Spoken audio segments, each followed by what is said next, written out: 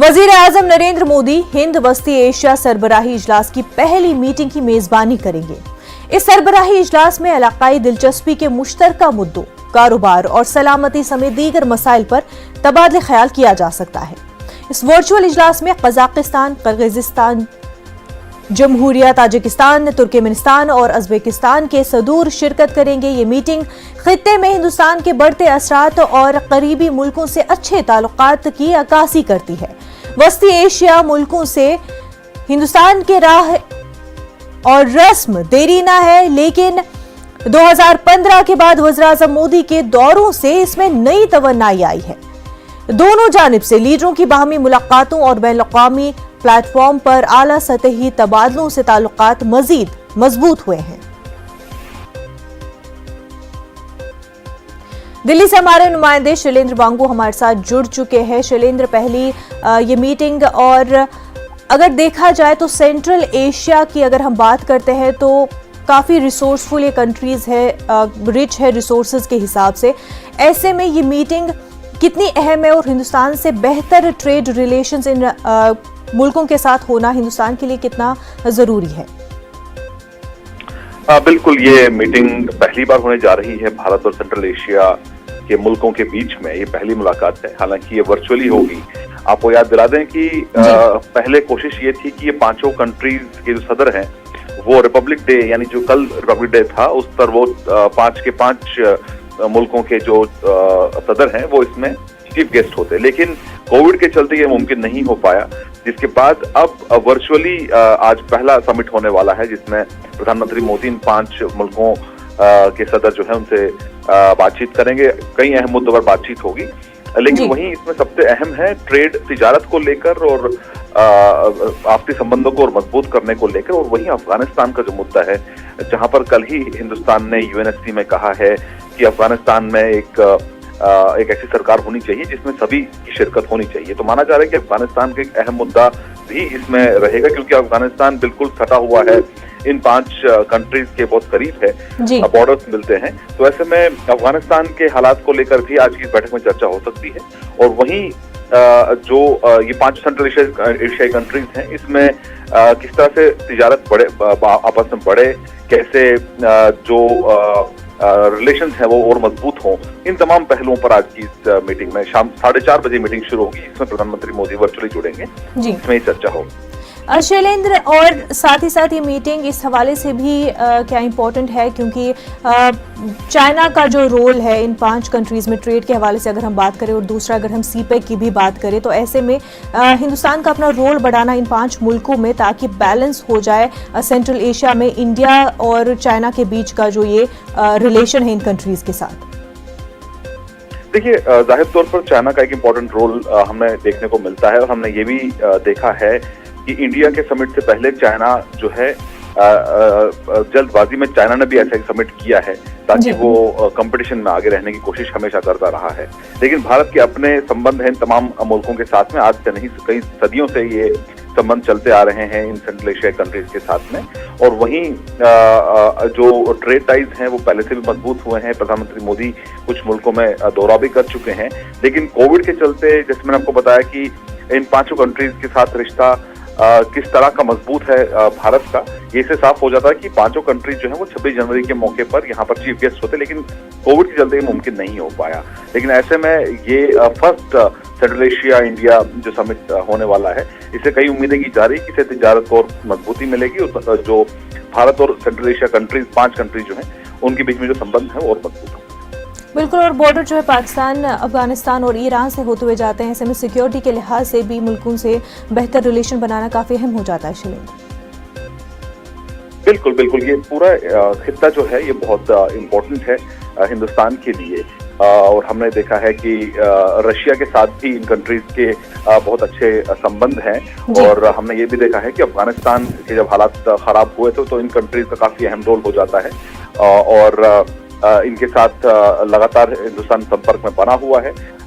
हालांकि हमने ये भी देखा है कि आतंकवाद का जो मुद्दा है उसको लेकर भी ये कंट्रीज अपना कंसर्न जता चुकी हैं। अफगानिस्तान में तालिबान गवर्नमेंट को अभी तक किसी भी देश ने, जिसमें ये 5 सेंट्रल एशियाई कंट्रीज भी शामिल हैं, तालिबान गवर्नमेंट को किसी ने अब तक रिकॉग्निशन नहीं दिया है। तो जाहिर तौर पर इन तमाम पहलुओं पर भी आज की इस बैठक में चर्चा होगी कि एक ऐसी सरकार अफगानिस्तान में बने जिसमें सभी जो वर्ग हैं उसको शामिल किया जाना चाहिए। एक कॉम्प्रिहेंसिव वहां पर गवर्नमेंट बने, इसको लेकर भी आज की इस बैठक में चर्चा होगी। बिल्कुल, शैलेंद्र वांगू बेहद शुक्रिया तमाम तफसीलात के लिए।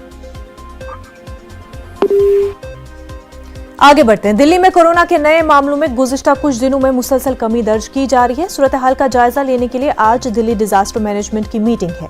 कम होते नए मामलों के पेश नजर कुछ अहम फैसले लिए जा सकते हैं। दिल्ली के नायब वज़ीर आला मनीष सिसोदिया ने इशारा दिया है कि हुकूमत मीटिंग में स्कूलों को खोलने की सिफारिश करेगी। उनका मानना है कि कोरोना के ज़ाब्तों पर अमल करते हुए बच्चों के लिए स्कूलों को खोलने की इजाजत दी जानी चाहिए। मनीष सिसोदिया के मुताबिक गुज़िश्ता 2 बरसों के दौरान कोरोना के सबब तालीमी सरगर्मियां मुतासिर हुई हैं। स्कूलों के बंद रहने के सबब दरसो तदरीस के अमल के मुतासिर होने से बड़ा खला पड़ा है, जिसके मनफी असरात बच्चों की नफ्सियात और जज्बात पर मुरतब हो रहे हैं। उन्होंने इससे निकालने के लिए स्कूलों को खोलने का फैसला लिया है। माना है कि यह जरूरी है कि स्कूल खोले जाएं। तो आपको बता दें कि दिल्ली में अगर हम बात करें कोरोना के हवाले से, हालांकि दिल्ली जो है सबसे पहले कोरोना से काफ़ी ज़्यादा मुतासिर रही है, लेकिन अब कुछ दिनों से दिल्ली में कोरोना के मामलों में मुसलसल कमी देखी जा रही है।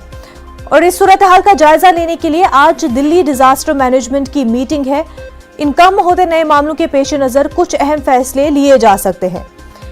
नायब वज़ीर आला मनीष सिसोदिया ने इशारा दिया है कि हुकूमत मीटिंग में स्कूलों को खोलने की सिफारिश करेगी। उनका मानना है कि कोरोना के ज़ाब्तों पर अमल करते हुए बच्चों के लिए स्कूलों को खोलने की इजाजत दी जानी चाहिए।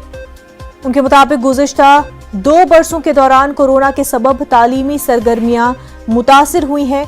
स्कूलों के बंद रहने के सबब दरसो तदरीस के अमल के मुतासिर होने से एक बड़ा खला पैदा हो गया, जिसके मनफी असरात बच्चों की नफ्सियात और जज्बात पर मुरतब हो रहे हैं। उन्हें इससे निकालने के लिए स्कूलों को खोलना जरूरी है, ऐसा मनीष सिसोदिया का मानना है।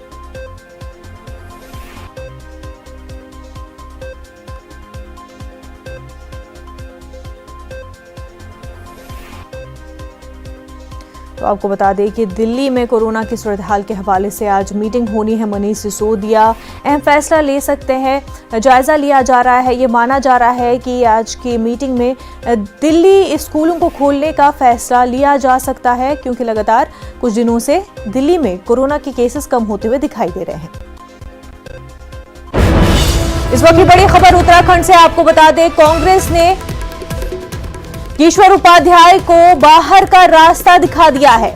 उपाध्याय को 6 साल के लिए पार्टी से निकाल दिया गया है।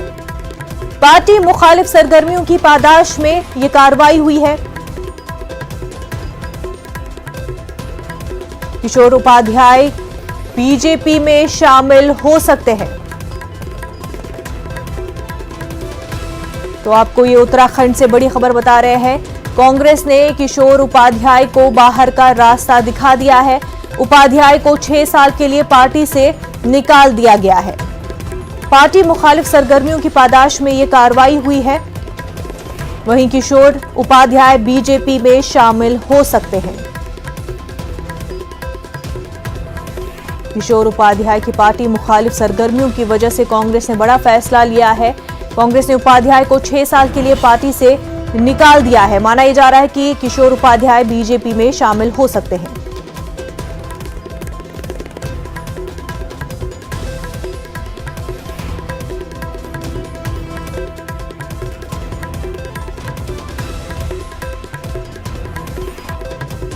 तो आपको बोलें कि उत्तराखंड से ये बड़ी खबर सामने आ रही है। उत्तराखंड कांग्रेस ने किशोर उपाध्याय को पार्टी से बाहर का रास्ता दिखा दिया है। वजह यह कि किशोर उपाध्याय पार्टी मुखालिफ सरगर्मियों की पादाश में ये कार्रवाई हुई है। अब माना यह जा रहा है कि किशोर उपाध्याय बीजेपी में शामिल हो सकते हैं, बीजेपी का दामन थाम सकते हैं उपाध्याय।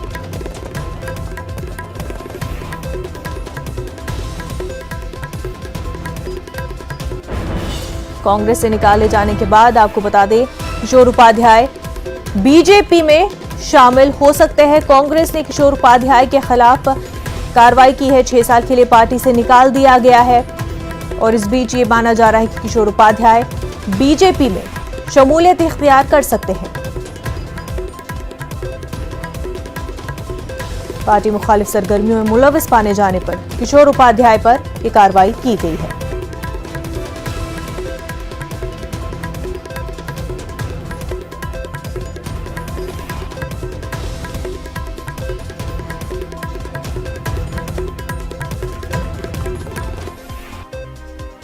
आगे बढ़ते हैं। उत्तर प्रदेश में पहले मरहले के लिए वोटिंग 10 फरवरी को है, लिहाजा तशहीरी मुहिम जोरों पर है।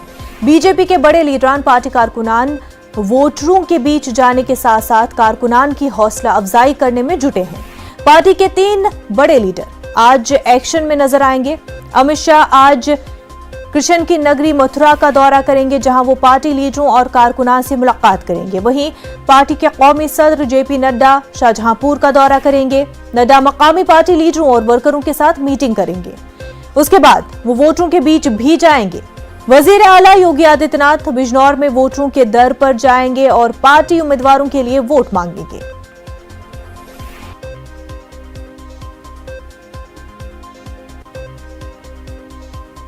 तो बीजेपी के 3 बड़े लीडरान एक्शन में।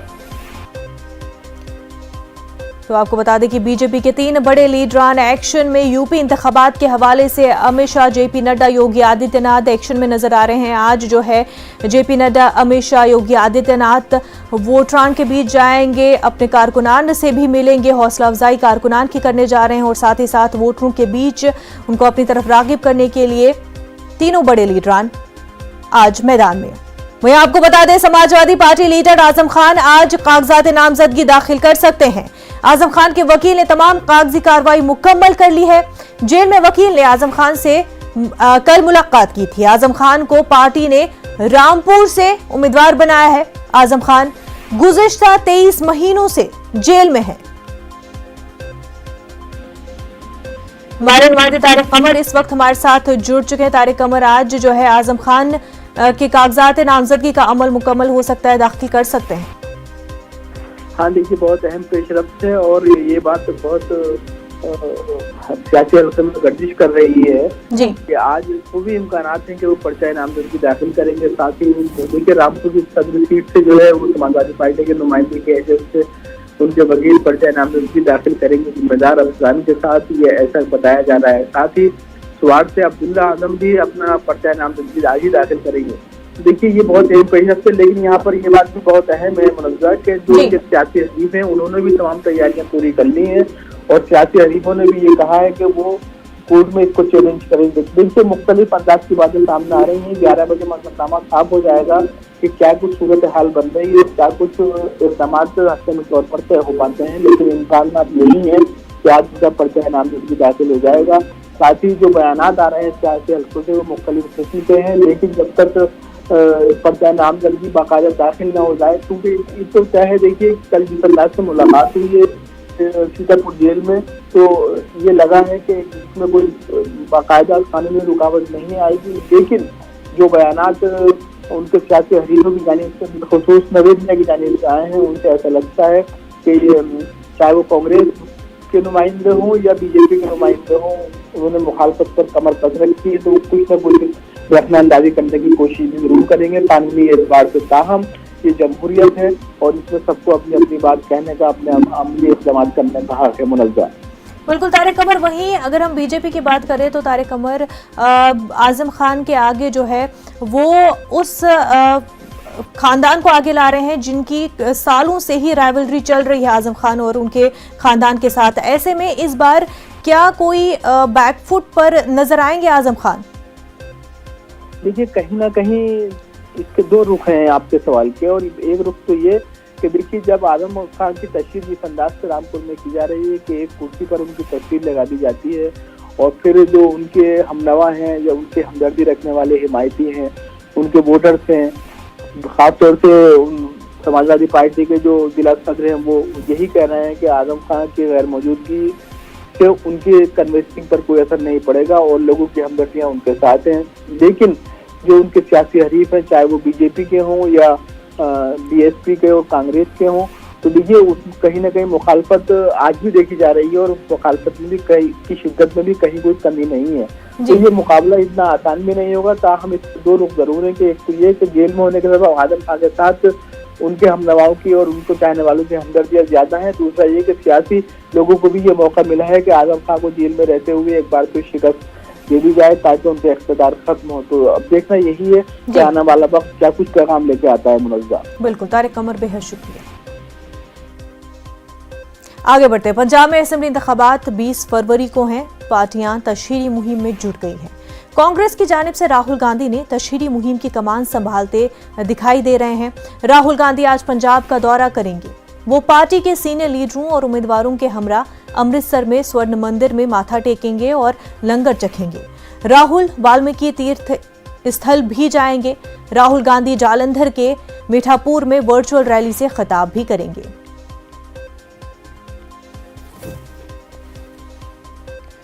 पंजाब से हमारे नुमाइंदे सूरज हमारे साथ जुड़ चुके हैं। सूरज, 20 फरवरी को वोटिंग होनी है। तमाम तर पार्टियां कोशिशों में जुटी हुई है। राहुल गांधी का दौरा कितना अहम और क्या कुछ उनके प्रोग्राम में शेड्यूल्ड है? देखिए, अब से थोड़ी देर बाद अमृतसर एयरपोर्ट पर लैंड करेंगे राहुल गांधी और उसके बाद वो सीधा गोल्डन टेम्पल जाएंगे, वहां पर नतमस्तक होंगे। उसके बाद वो वहां दुर्गाना मंदिर और रामतीर्थ भी जाएंगे और उसके बाद उनका दोपहर बाद तकरीबन 3-4 बजे के आसपास जलंधर के एक गांव में जो है वर्चुअल रैली को वो उन्होंने संबोधित करना है। और उसके अलावा जो अहम बात ये है कि जो अमूमन कम होता है, जो 117 कैंडिडेट्स हैं, हालांकि अभी भी जो 8 के करीब कैंडिडेट्स हैं वो अनाउंस नहीं हुए हैं। तो जो तमाम कैंडिडेट्स हैं पंजाब कांग्रेस के, वो भी राहुल गांधी के साथ होंगे। कहीं ना कहीं एक ये मैसेज जो है देने की कोशिश की जाएगी कि तमाम कांग्रेस जो है एकजुट है, पंजाब में किसी तरह का कोई उनमें डिफरेंसेस नहीं है। और ये उसके बाद देर शाम करीब 5 बजे के बाद जो है राहुल वापस अपने दिल्ली जो है वो रवाना हो जाएंगे। सूरज, शुक्रिया तफसीलात के लिए।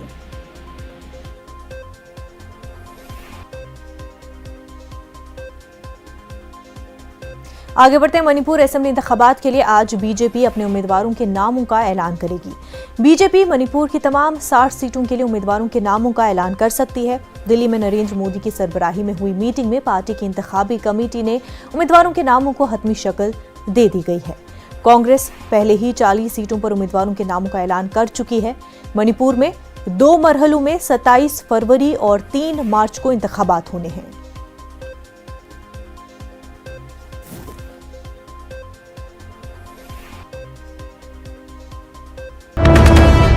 वक्त की बड़ी खबर आपको बता दें, कर्नाटक MIM के रियासी सदर उस्मान गनी फरार है। मुतनाज़ा बयान देने के बाद उस्मान फरार हो चुके हैं। अलकल शहर में कशीदगी का माहौल है। हिंदू तंजीमें चिरागता है। मजलिस के सरबरा असदुद्दीन ओवैसी इस पूरे मामले पर खामोश है। भारत माता की जय नारे के ताल्लुक से उस्मान ने बयान दिया था और उस बयान देने के बाद से उस्मान फरार है। आपको बता दें कि शहर में कशीदगी का माहौल है। हिंदू तंजीमें चिरागता है। इस बयान को लेकर के वही मजलिस इत्तेहादुल मुस्लिमीन के सरबरा असदुद्दीन ओवैसी इस पूरे मामले पर खामोश है। मजीद तफसीलात के साथ हमारे नुमाइंदे रऊफ हलूर जुड़ चुके हैं। रऊफ, पूरा मामला क्या है? मजलिस इत्तेहादुल मुस्लिमीन AIMM के रियासती सदर उस्मान गनी हुमनाबाद इस वक्त फरार हैं। मामला यह है कि चंद दिनों कबल इन्होंने एक मुतनाज़ा बयान दिया था। उस्मान गनी ने अपने एक खिताब में अवामी खिताब में कहा था कि भारत माता की जय, गंगा माता की जय, गौ माता की जय, इस तरह के नारे अनसाइंटिफिक हैं। जब ये बयान मंजर आम पर आया, सोशल मीडिया में वायरल हुआ, तो इसके बाद हिंदू तंजीमें उस्मान गनी के खिलाफ भड़क गई, चिरागपा हुई और इनके खिलाफ FIR और मुख्तलिफ दफात के तहत मुकदमा दर्ज किए गए। उसके बाद जी। उस्मान गनी फरार हो चुके हैं और इनकी खोज पुलिस इनकी तलाश कर रही है। हिंदू तंजीमें जिसमें बजरंग दल और भी चंद तंजीमें शामिल हैं, उन्होंने मुकामी पुलिस को एक डेडलाइन दिया था कि 24 जनवरी तक उस्मान गनी को गिरफ्तार कर लिया जाए, वरना वो एहतजाज करेंगे। तो लिहाजा कल इलकल शहर में एक जबरदस्त एहतजाजी रैली बरामद की जा रही है हिंदू तंजीमों की जानिब से इस पूरे मामले में। और इस रैली में बजरंग दल के जो लीडर हैं प्रमोद मुतालिक और भी अहम लीडरान इसमें शिरकत करने वाले हैं और उन्होंने खुलेआम ये पुलिस को ये मुतनब्बे किया है, ये धमकी दी है कि अगर कुछ नुकसान होता है तो उसके लिए पुलिस जिम्मेदार होगी, क्योंकि पुलिस ने अब तक क्यों कार्रवाई नहीं की, क्यों उस्मान गनी को गिरफ्तार किया। तो इस पूरे मामले को लेकर कशीदगी का माहौल है और इस पूरे मामले पर मजलिस इत्तेहादुल मुस्लिमीन के सरबरा असदुद्दीन ओवैसी खामोश हैं। पिछले एक हफ्ते से ये मामला जेर बहस है, लेकिन असदुद्दीन ओवैसी इस पूरे मामले पर खामोश बैठे हुए हैं। और मुकामी मुस्लिम तंजीमों के लिए एक तशवीश की बात यह है कि आखिर उस्मान गनी कहाँ फरार हो गए हैं, क्यों वो इस पूरे मामले में पुलिस के सामने हाजिर होकर अपनी सफाई क्यों नहीं पेश कर रहे हैं। तो इस लिहाज से कर्नाटक के इलकल शहर में इस वक्त कशीदगी का माहौल बना हुआ है। उस्मान गनी फरार हो चुके हैं। मुस्लिम तंजीमें बार बार ये अपील करती हुई आ रही हैं कि माहौल को जो है खराब करने की कोशिशें की जा रही हैं। मुसलमान जो है होशियार रहें, चौकन्ना रहें, लेकिन इसके बावजूद इस तरह के बयानात देने के बाद माहौल को खराब करना कहाँ तक दुरुस्त है। और एक ऐसे शख्स की जानिब की तरफ से जो जिम्मेदार शख्स है, बिल्कुल, जो एक रियासती सदर है। बयानात देना रऊफ, बेहद शुक्रिया तमाम तफसीलात के लिए। इस वक्त एक और बड़ी खबर आपको बता दें, कोरोना के मामलों में इजाफा हुआ है। 2,86,384 नए मामले दर्ज हुए हैं, 573 अमवात हुई है। कोरोना के हवाले से आपको अपडेट बता रहे हैं। 2,86,384 नए मामले दर्ज किए गए हैं, वहीं कोरोना से 573 अमवात दर्ज की गई है। कोरोना के मामलों में इजाफा दर्ज किया गया है। आपको बता दें 2,86,384 नए मामले पूरे मुल्क में कोरोना के दर्ज किए गए हैं और 573 अमवात दर्ज की गई हैं।